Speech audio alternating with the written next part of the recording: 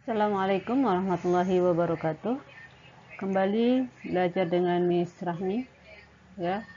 Kali ini kita akan mempelajari tentang pembahasan tryout UN tryout 1 ujian madrasah ya. Soal yang pertama. Soal yang pertama kita lihat di sini ada penggaris ya.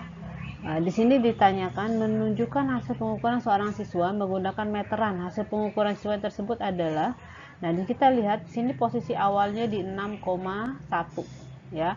Di posisi akhirnya di 9,6. Berarti kalau ditanya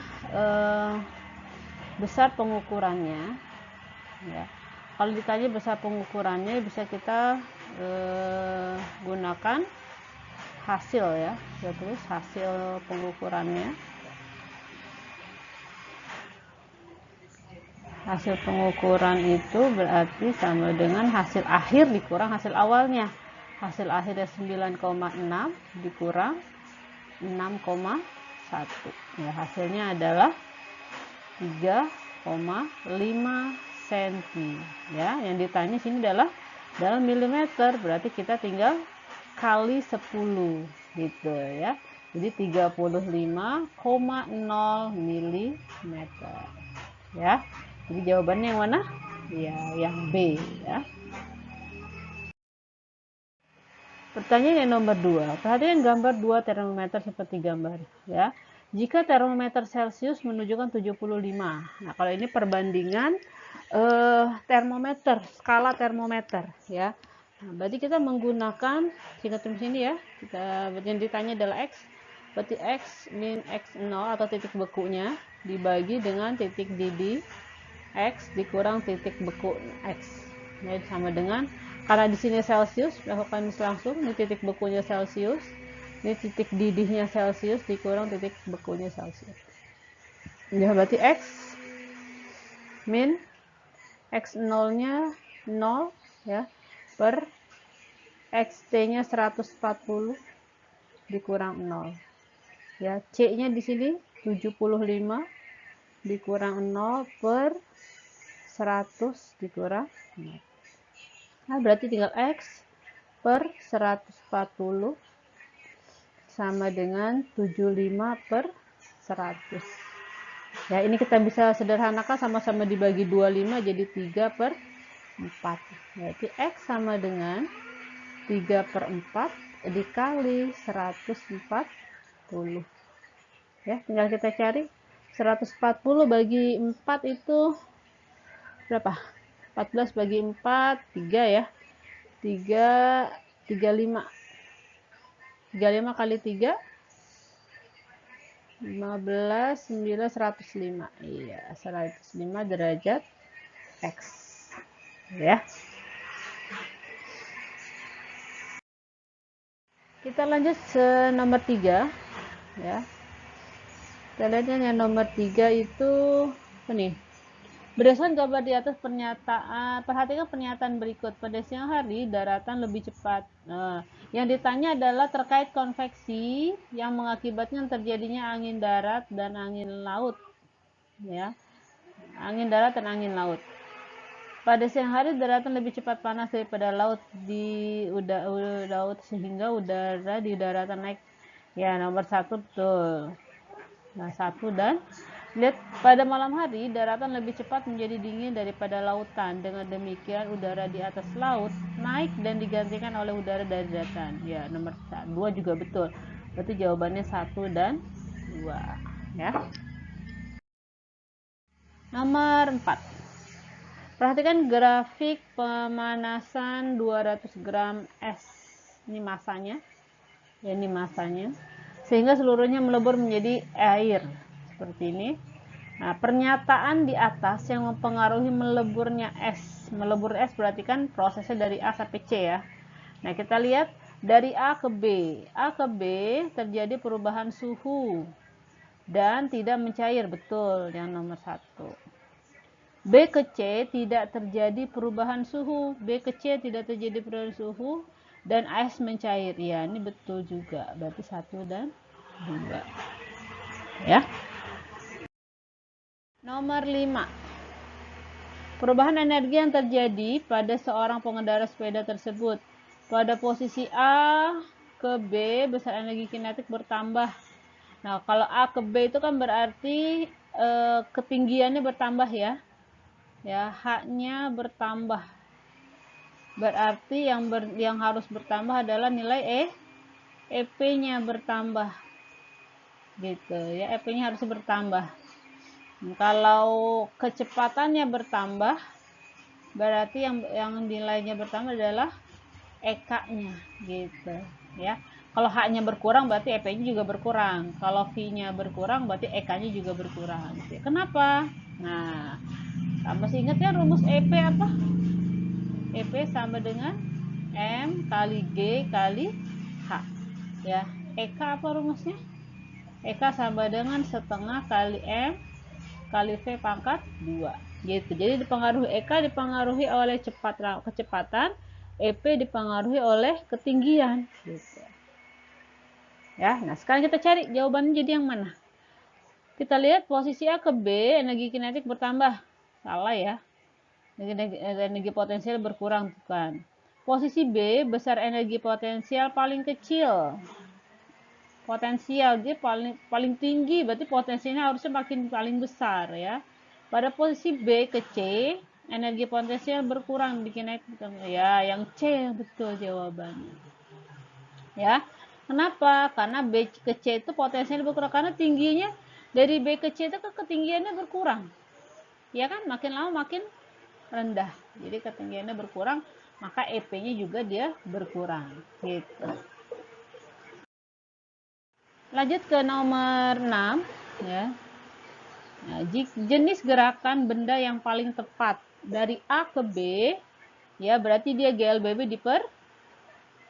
kalau kita gerak ke atas makin lama akan makin lambat betul ya, makin ke bawah makin cepat, berarti A ke B itu GLBB diperlambat ya, B ke C dipercepat ya, B ke C, berarti jawabannya yang C ya. Lanjut yang nomor 7 ya. Nomor 7 ini diketahuinya F dan MA. Kedua benda bergerak dengan percepatan 2 meter per sekon kuadrat. Jika benda A dipindahkan, maka percepatan benda B sekarang berapa? Ya. Nah, sekarang kalau kondisi seperti kita lihat, ini ada dua kondisi. Kondisi pertama seperti ini, ya. Pada kondisi pertama,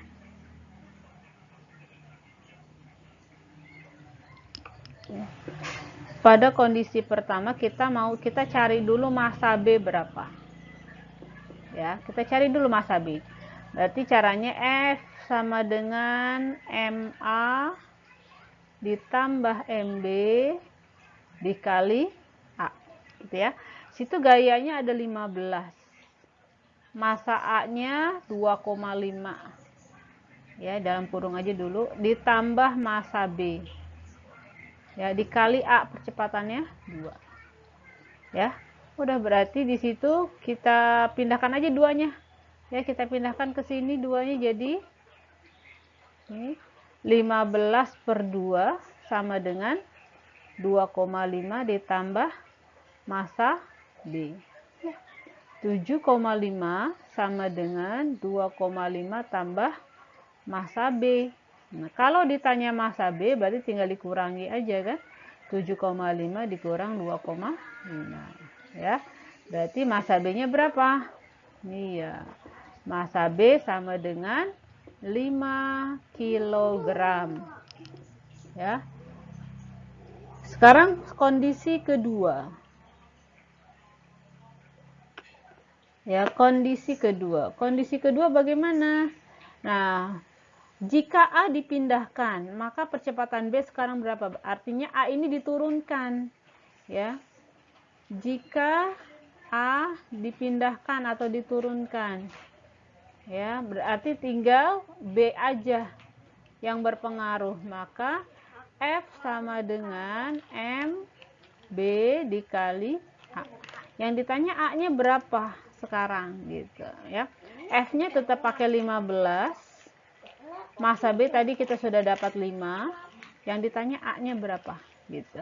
Ya, berarti 15 dibagi 5 itu sama dengan A. Berarti A-nya sama dengan 3 meter per sekon pangkat 2 gitu ya.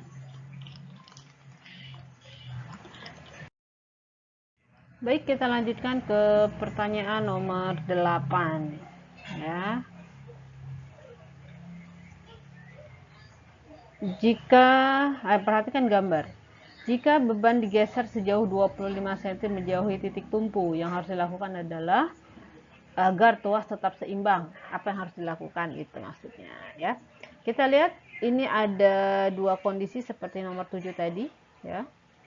Kondisi pertama seperti gambar ya. Ini diketahuinya yang kita mau cari, maksudnya yang kita mau cari adalah LF-nya. Lengan bebannya berapa? Gitu ya. Kita lihat di sini ya. LW-nya ada lengan beban. Lengan beban itu dari tumpu ke beban ya. Besarnya panjangnya 50 cm. Ya. LW-nya 1200 dan F-nya 240 ton. Ya. Nah, sekarang kita cari LF-nya. W kali LW itu sama dengan F kali LF. Ya. W-nya itu 1200 kali LW-nya 50 sama dengan F. F-nya berapa? 240, maaf. F-nya 240 dikali LF. Udah kita cari. Berarti LF sama dengan 1200 dikali 50 dibagi 240. Udah. Kita sederhanakan saja. 0, 12 dengan 4, 24 ya. Sama dibagi 12, ini 1. Ya, ini 2. Ya, 10, ini 50 dibagi 2, 25. Berarti 25 kali 10, berarti LF-nya adalah 250 cm. Gitu ya. Ini LF-nya. Kemudian jika beban digeser. Nah, berarti kalau bebannya ini digeser, ya W ini yang 1200 ini digeser sejauh 25 cm menjauhi titik tumpu. Titik tumpunya yang ini. Berarti dia digeser ke kanan. Ya. Nah, berarti berapa dong sekarang? Yang berarti apa yang berubah? Yang berubah adalah LW-nya. Ya, LW-nya berarti jadi 50 ditambah 25 cm. Berarti LW-nya sekarang jadi 75 cm. Deh, kita masukkan ke persamaan berikutnya ya, persamaan yang awal nih. Kita lihat kondisi kedua. Kondisi kedua setelah digeser ya. Setelah digeser berarti W kali LW sama dengan F kali LF. W-nya tetap 1200. LW-nya jadi 75 ya. Karena sudah digeser. F-nya kita anggap belum ada ya. Kita anggap belum ada F-nya. Karena kita mau tahu nih, lihat optionnya ya. Kuasanya itu ditambah atau dikurang gitu ya. Kita lihat optionnya. LF-nya kita pakai tetap LF-nya 250 karena tidak berubah LF-nya ya. Udah, kita hitung 1200 dikali 75 dibagi 250 ya. 0 boleh kita coret ya. 75 dengan 25 ini 1, ini 3 sama dengan F. 12 kali 3 iya 360 Newton. F. Nah, gayanya harus 360 kalau ini sudah digeser dan mau seimbang posisinya. Nah, berarti kalau dilihat dari optionnya, gimana dong? Harus diapain? Yang tadinya 240 ya, sekarang menjadi 360. Berarti harus ditambah atau dikurang. Ya, tentunya harus ditambah ya. Nah, ditambah berapa dong? Berarti kita tinggal kurangi saja. 360 dikurang 240 itu sama dengan ya 120 Newton. Harus ditambah. Ya, ini yang harus ditambahkan. Ditambahkan ya, agar posisi tuas tetap seimbang. Seperti itu. Berarti jawabannya adalah yang D atau yang C, maaf ya, ini A, B, C, D. Ya. Kita lanjut ke pertanyaan nomor 9. Ya, berada dalam dua wadah seperti gambar. Ya, dengan massa jenis seperti C cantum pada gambar. Perbandingan tekanan zat cair antara dasar K dengan L. Berarti ditanya di sini tekanan hidrostatis pada K ya dibandingkan dengan tekanan hidrostatis pada L. Ya, jika kita lihat rumusnya Rho kali G kali H. K ya. Ini juga punyanya K. Ini Rho kali G kali H L. Yang sama adalah G-nya gravitasinya ya. Nah, tinggal kita masukkan massa jenisnya 0,8 dikali kedalamannya juga ada kedalamannya 50 dibagi dengan ini 1 kali 40. Udah. Ini berapa? 8, 5, 40 ya. 40 per 40. Oh, berarti 1 banding 1. Gitu. Ya, jadi jawabannya D. Pertanyaan nomor 10. Yang ditanya adalah frekuensi gelombang. Ya. Mulai frekuensi apa rumusnya? F sama dengan N dibagi T.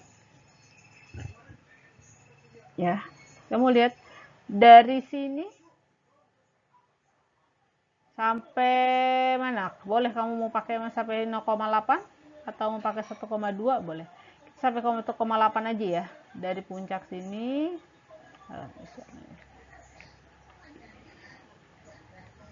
ya, dari puncak sini sampai sini. Ya, ini berapa gelombang nih? Dari puncak ke puncak. Iya, 1 ya. Nah, dari puncak ke puncak 1. Waktunya berapa? 0,8. Berarti 1 dibagi 0,8 berapa?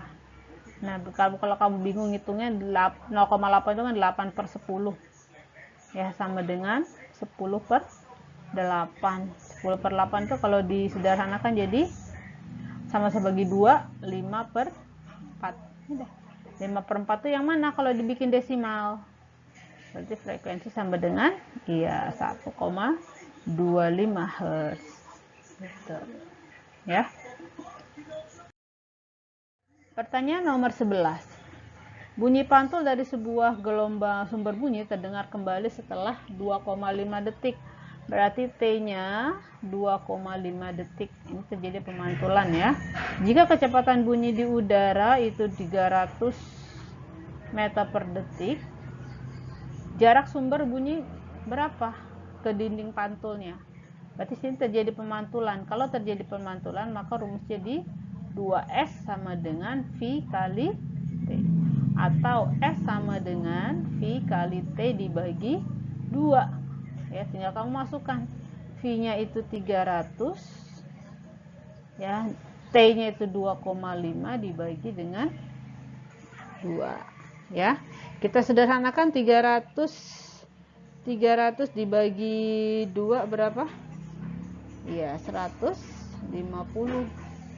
Ya, ini 150. 150 kita kalikan dengan 2,5. Ya. Sama dengan ya, 375,0 meter. Gitu ya. Jadi jawabannya yang C. Nah, pertanyaan berikutnya. Gambar berikut menampilkan benda yang berada di depan sebuah cermin cembung. Apabila benda digeser 10 cm mendekati cermin, maka sifat bayangan yang terbentuk adalah Nah, kalian harus ingat ya. Di sini adalah cermin cembung. Ya. Kalau cermin cembung sifatnya hanya satu ya. Cermin cembung sama sifatnya dengan lensa cekung. Ya, kalau kamu melihat cermin yang ada di pinggir jalan tuh, yang dibelokkan, ya. Nah, kamu bisa lihat ciri-ciri dari situ. Ciri-cirinya apa? Yang pertama adalah maya. Ya, kemudian diperkecil. Dia tegak dulu ya. Maya dia tegak, kemudian diperkecil.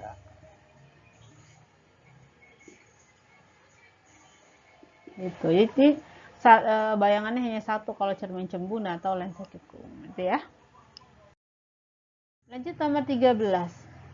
Seorang peserta didik melakukan eksperimen terkait listrik statis untuk mengidentifikasi adanya perpindahan elektron dengan memanfaatkan bahan-bahan berikut. Ya, kita lihat itu bahan-bahannya adalah P sebagai batang plastik. Kita tulis ya, P sebagai bahan plastik. Kemudian Q sebagai batang kaca. R sebagai kain sutra. Ya, kain sutra. Dan S sebagai kain wool. Nah, ya. Nah, kita lihat teman nih biasanya kalau plastik digosok dengan plastik dengan kain wool. Ya, ini temenannya nih. Kalau kaca dengan kain sutra gitu ya. Nah, kita lihat kalau plastik dengan kain wool, siapa yang bermuatan positif? Iya, yang bermuatan positif adalah kain woolnya. Ini dia akan bermuatan positif, yang ini akan bermuatan negatif gitu. Ada nggak yang cocok? Nah, elektron pindah kemana kalau plastik negatif, wool positif? Iya, elektron pindah dari kain wool ke plastik gitu ya. Ini elektronnya pindah ke sini. Nih, elektronnya pindah gitu ya. Nah, sekarang kalau dari kaca dengan kain sutra. Kaca dengan kain sutra, siapa yang bermuatan positif? Iya, ini yang bermuatan positif. Ini yang bermuatan negatif. Kenapa? Karena elektronnya pindah ke sini gitu ya. Elektronnya pindah dari kaca ke sutra. Nah, sekarang kamu selidiki kalimatnya, kalimat di optionnya. Mana yang betul? Ya, kita lihat. P digosok dengan R. Ya. Elektron pindah dari P ke R. Betul nggak? P ke R. Nggak ada ya? Salah. P digosok dengan S. P dengan S. Enggak. P dengan S betul digosoknya. Tapi siapa yang bermuatan? Elektron pindah dari P ke S. Nah, terbalik harusnya dari S ke P. Ya, berarti B salah. Q digosok dengan R. Kaca dengan sutra. Q digosok dengan R. Elektron pindah dari Q ke R. Iya, betul ya. Jadi jawabannya yang C. Nah, kita lanjut nomor 14. Ya. Nomor 14 diketahuinya apa saja itu? Ada daya satunya 40 watt, tegangan satunya 220 volt, tegangan 2-nya 110 volt. Yang ditanya adalah dayanya menjadi berapa gitu ya. Masih mungkin di PM kemarin sudah di intensif ya, maaf. Di intensif kemarin sudah kita bahas. Kalau ada soal seperti ini berarti kita pakai persamaan P apa? Ya, maaf salah. Masih ingat gak? V kuadrat per P sama dengan V kuadrat per P2.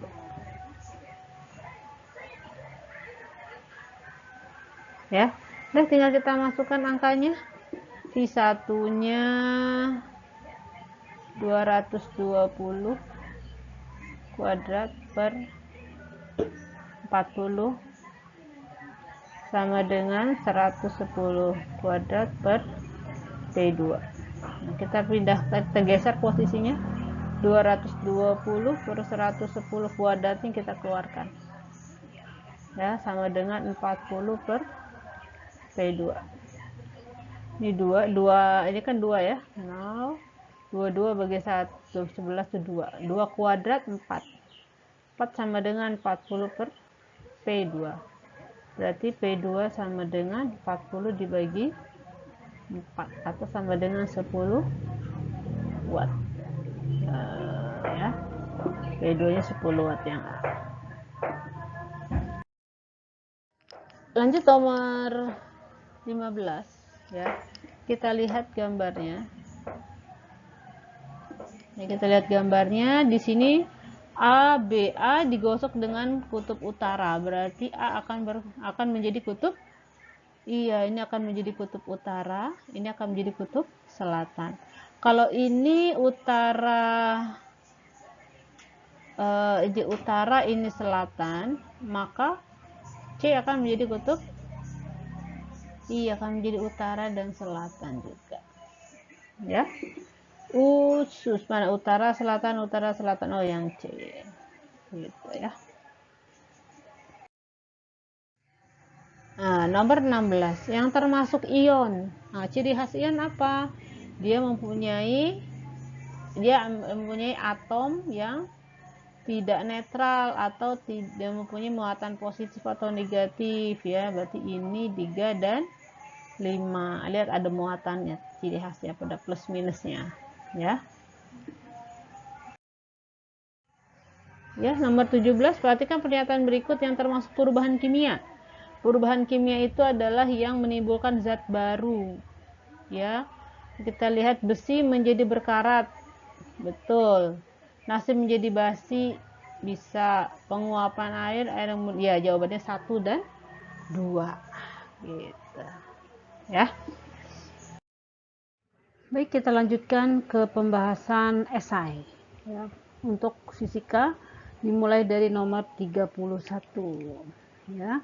Kita lihat diketahuinya sebuah tabel ya. Tabel di sini ada tegangan ya, ada tegangan 220 volt, tegangan primer, tegangan sekunder 11 volt, hambatannya 800 ohm, kuat arusnya 0,275 dan dayanya di sekunder 60,5 ya. Yang ditanya adalah besar nilai A, B dan C. Oke, kita lihat kita satu-satu kita lihat. Di sini yang ditanya yang A, ya, berarti hambatan pada sekunder ya. Nah, hambatan pada sekunder ya, kita lihat yang A. Hambatan pada sekunder berarti rumus hambatan apa? Di sini diketahuinya tegangan dan daya. Berarti hubungannya apa tegangan, daya dengan hambatan? Masih ingat? Ya, rumus P sama dengan V kuadrat dibagi R ini. Ya. Nah, kalau ditanya RS berarti ya kita hitung aja V kuadrat, V sekunder terutama tentunya ya. P-nya juga P sekunder. Udah tinggal masukkan angkanya. Tegangan sekunder itu 11 ya. Ini 11 kuadrat dibagi 60,5 ya. Berarti 121 dibagi 60,5. Jawabannya adalah 2 ohm. Ya. Itu yang A, yang B. Ya, yang B yang ditanya adalah IS. Ya. Berarti kita pakai IS sama dengan V per R ya. IS sama dengan VS per RS ya, pakai ini atau mau pakai VP per VS sama dengan IPS per RV juga boleh ya. Kita coba ya. IS sama dengan VS nya 11 dibagi RS nya 2 ya, tadi dapat kemudian 5,5 ampere ya. Kita coba dengan pakai VS, VP, VS sama dengan IS, IP. Hasilnya sama gak ya? Kita lihat. VP 220 dibagi 11 sama dengan IS-nya yang ditanya ya. IP-nya berapa? 0,275. Ya, selanjutnya kita kali silang ya. Berarti 11 IS sama dengan 220 kali 0,275 itu 60,5 ya. Berarti IS sama dengan 60,5 dibagi 11 ya, sama dengan 5,5. Hasilnya sama ya. Jadi boleh pakai rumus ini, boleh pakai rumus ini ya. Ini untuk B. Yang C ya, untuk C berarti kita kasih skat dulu ya. Untuk C yang ditanya adalah daya primer ya, berarti kita pakai VP kali IP ya. VP nya 220, IP nya 0,275, tinggal dikalikan hasilnya ya 60,5 daya persatuannya watt ya.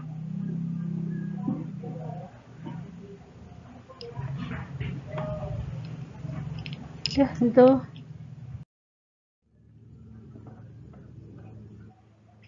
Lanjut ke esai nomor 32. Sebuah rumah menggunakan peralatan mesin seperti berikut ini. Ya, ada 6 buah lampu. Nah, ini kita list satu-satu ya. Ini ada lampu. Lampu itu jumlahnya 6. Kita cari energi ya. Energi itu daya energi itu misalnya di sini deh. Energi itu adalah daya dikali waktu. Ya. 6 dikali 50 watt dikali 6 jam. Ini W-nya, dayanya, ini waktunya, ya. Kemudian ada TV. TV itu 1 dikali 150 dikali 5 jam. Ya. Ada pompa air. Pompa air itu 1 dikali 300 watt dikali 4 jam. Ya. Kemudian ada setrika listrik. Ya. 1 juga, dia 350 kali 2 jam sehari. Ya. Kemudian ada kulkas. 1 kali 150 dikali sepanjang hari berarti 24 jam. Ya. Jadi kita kalikan.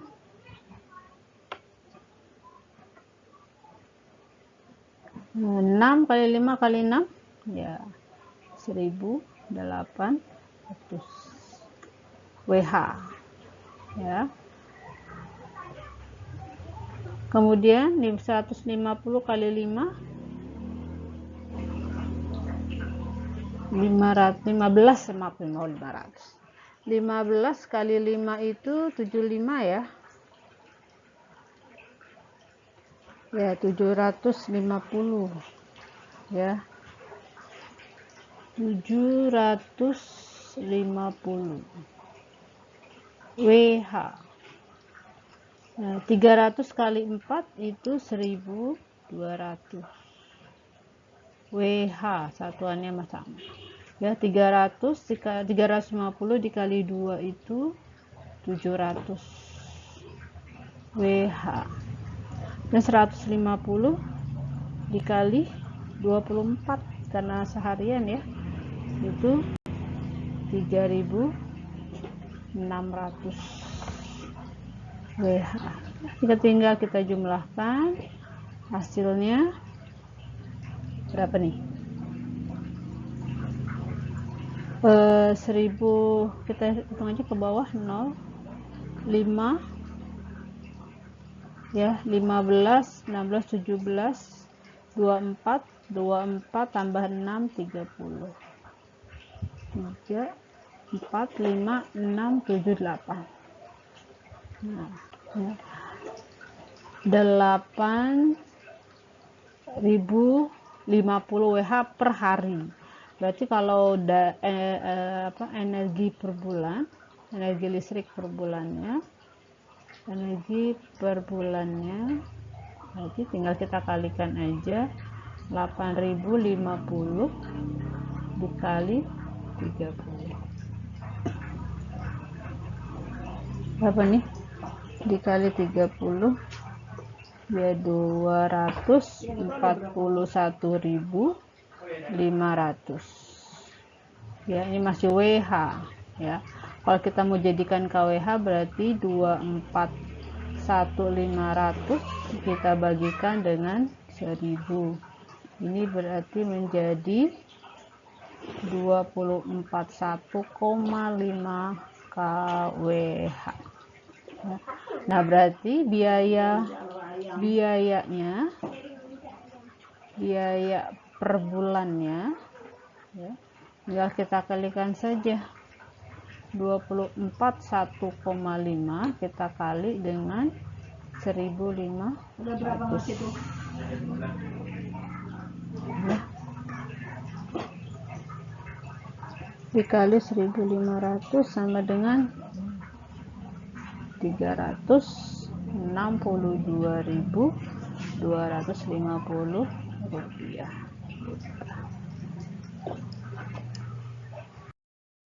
Demikian pembahasan tryout kita yang pertama ya, untuk ujian madrasah. Semoga bisa dipelajari dan bisa difahami dengan sebaik-baiknya ya. Semoga bermanfaat. Assalamualaikum warahmatullahi wabarakatuh.